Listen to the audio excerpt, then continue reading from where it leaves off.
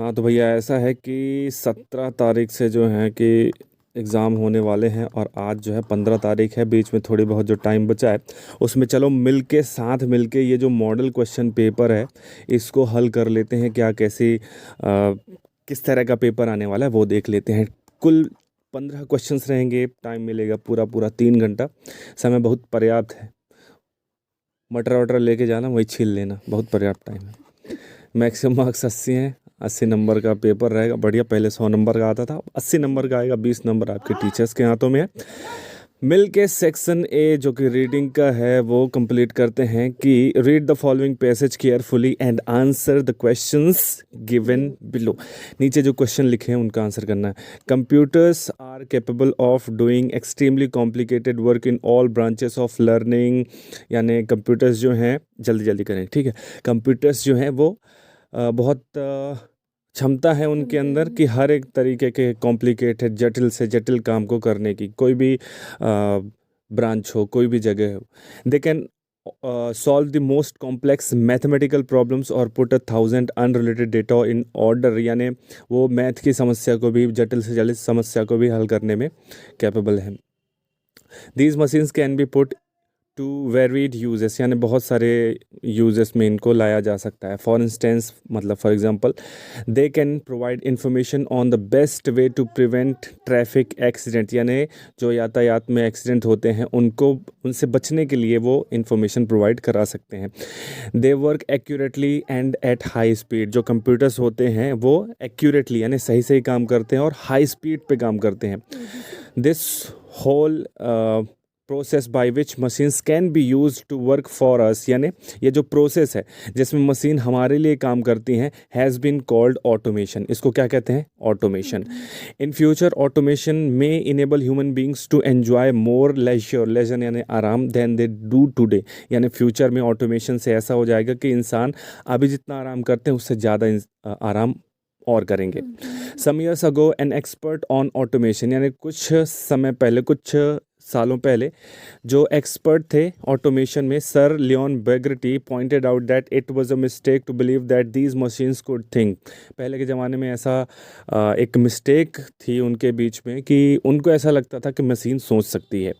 There is no possibility that human beings will be controlled by machines. यहाँ पे ऐसा बताने की कोशिश कर रहे हैं कि ऐसी कोई संभावना नहीं है कि मशीन जो है वो इंसानों को कंट्रोल करेंगी या इंसान मशीनों द्वारा कंट्रोल किए जाएंगे। Though computers are capable of learning from their mistakes. हालांकि कंप्यूटर जो है वो अपनी गलतियों से सीखने में उनके अंदर क्षमता है कि वो सीख सकते हैं। Improving on their performance they need detail instructions, they need detail instructions from human beings to be able to operate. लेकिन उनको भी, मशीनों को भी इंसानों के इंस्ट्रक्शंस की ज़रूरत पड़ती है कि जब बोलेंगे कि ऐसा करो तब वो मशीन उस तरह का करेंगी, अपने आप नहीं करती हैं। फिर Sir Leon said that in future computers would be developed which would be small enough to be carried in one's pocket। यानी उन्होंने पहले ही बता दिया था कि कंप्यूटर्स ऐसे डेवलप किए जाएंगे कि जेब में भी भर के उनको घूम सकते हैं। For instance, people going on A holiday could be informed about whether condition. यानी जो लोग हॉलीडे घूमने जा रहे होंगे उनको पहले ही वेदर कंडीशन पता चल जाएगी कि बारिश होने वाली है तो मत जाओ, छाता लेके जाओ। Car drivers can be given an alternative route when there is a traffic jam. यानी जब जाम होगा तो कार ड्राइवर्स को उनको इंफॉर्मेशन दे दी जाएगी। अ टाइनी ट्रांसलेटिंग मशीन, तो बीच में थोड़ी डिस्टर्ब हो गया था।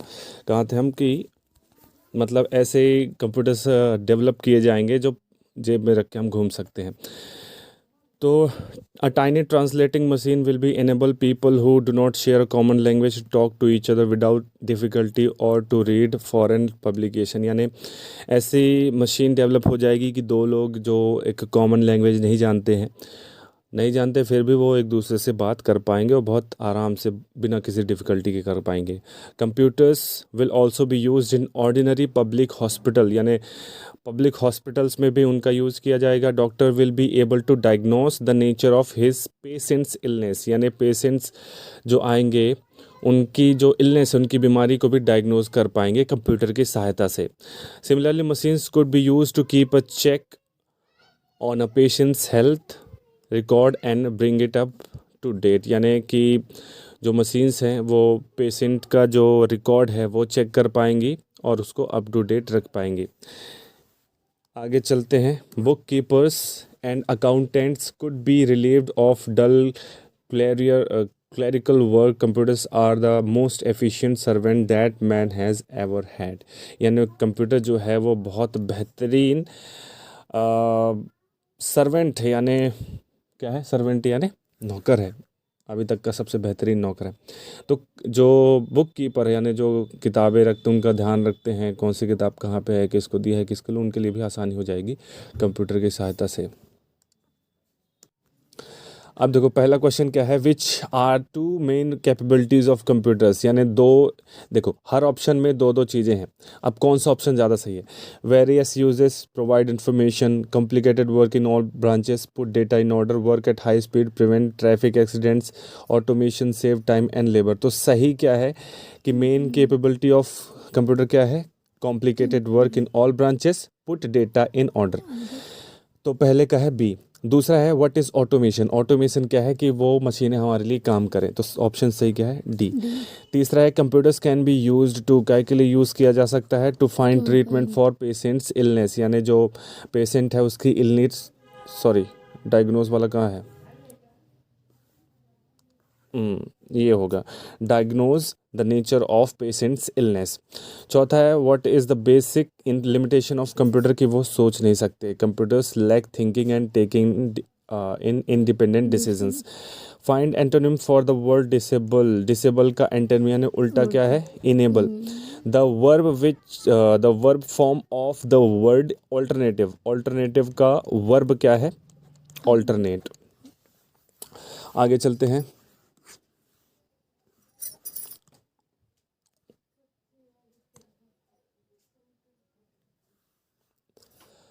इन फ्यूचर क्या हो जाएगा, मतलब इंसानों को और आराम कहाँ से मिलेगा? ऑटोमेशन से। ऑप्शन सही क्या है? A. Sir Leon Bagrit said that in future blank would be developed. तो कंप्यूटर्स को डेवलप, सॉरी एक सेकंड चेक कर लो, कंप्यूटर को डेवलप किया जाएगा कि मशीन को डेवलप किया जाएगा? So in future computers would be develop. तो सही क्या है? Computers would be developed. नौवां है from the passage find the synonym of freed. Free यानी जिसको छोड़ दिया जाए, तो उसका सही क्या है? रिलीव, यानी जिसको छोड़ दिया जाए। 10वां from the passage find the antonym of simple. Simple यानी क्या होता है? आसान। और कॉम्प्लेक्स मतलब होता है मुश्किल। तो आसान का उल्टा क्या हो गया? कॉम्प्लेक्स। एंटोनिम यानी उल्टा। चलो ये तो हो गया हमारा पहला। उसके बाद फिर क्या है?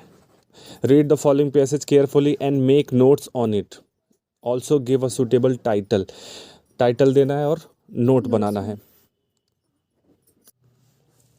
अब देखो हमने क्या किया है, पूरा पैसेज पढ़ा है और पूरा पैसेज पढ़ने के बाद इस तरह से हमने क्या बनाया?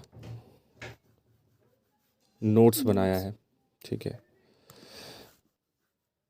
नोट्स बनाने के टाइम पे हमको ये फॉर्मेट ध्यान रखना है। नोट्स बने चाहे ना बने, लेकिन फॉर्मेट सही होना चाहिए। आप ऊपर लिख दो टाइटल, उसके बाद फिर एक नंबर डालो, लाइन लिखो, उसी लाइन से जुड़ी हुई कुछ लाइन एक एक डाल के लिखो, मतलब 1.1, फिर 1.2, 1.3, ठीक है। फिर सेकेंड पॉइंट डाल दो, सेकेंड का फर्स्ट, सेकेंड का सेकेंड, सेकेंड का थर्ड, इस तरह से थर्ड का फर्स्ट, थर्ड का सेकेंड, थर्ड का थर्ड। तो ये ध्यान रखना, इस तरह से लिखोगे तो 4 में से 4 नंबर पक्के मिलेंगे। ठीक है, तो ये हमारा आंसर हो गया। इसको ज़्यादा हमको डिस्कस करने की ज़रूरत नहीं है। अगर देख पा रहे हो तो पॉज कर लेना और आगे बढ़ते हैं अभी।